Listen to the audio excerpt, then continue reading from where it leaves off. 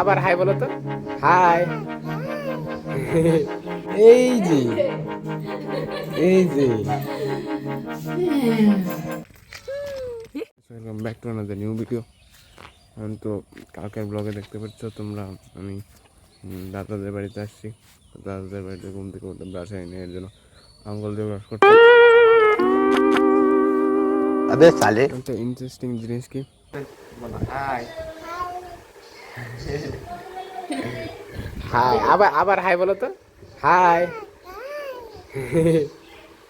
আস্তে আমি চলে যাই, আমি চলে যাবো। ও আমি যাবো গা, তাহলে মনাকে নিয়ে যাই আমি। কেন? মনা তো চলে গেল গা, মনা তো চলে গেল। হ্যাঁ মনা বাড়ি চলে গেছে, মনাকে খোঁজে এখন। কান্না করে ওই যা, হ্যাঁ খুঁজে নিয়েছি। হ্যাঁ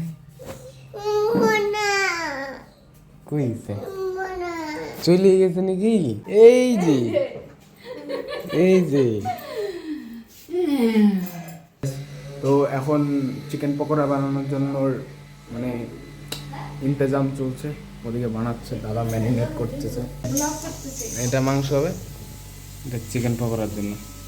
ওই যে মাংসানো হয়ে গেছে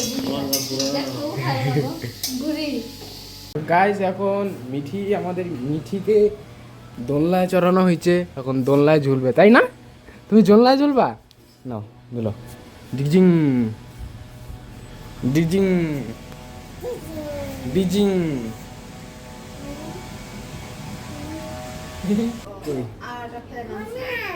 মনা কে? মনা? এটা মনা, এটা মনা। বুম, ওই কত দূরে দিছি রে, এই কত দূরে। টাটা দাও তো, টাটা দাও, টাটা দাও। টাটা। আমরা যাই, আমি যাই, ঘরে যাই, ঘরে যাই, আমি ঘরে যাই, যাবো ঘরে, ঘরে যাই। কেন যাই ঘরে, তুমি থাকো। তো গাইস এখন আসছিলাম একটু বিকালবেলা, তো একটু ছবি টবি ভিডিও টিডিও করতে আসছিলাম। তো এখানটায় দিদি, তারপর ভাস্তি মানে মিঠি, তারপর বৌদি টদি এদের ছবি তুলে দিই, আমিও কিছু ছবি তুলি। দেখি চড়া যায় নাকি।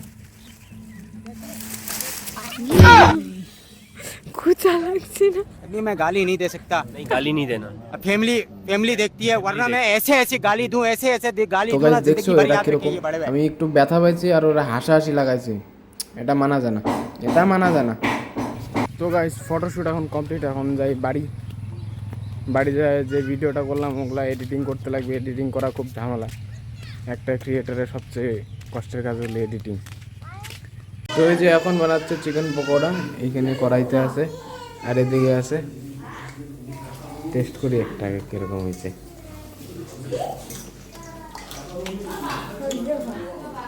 সস দিয়ে হলে আরো ভালো হবে।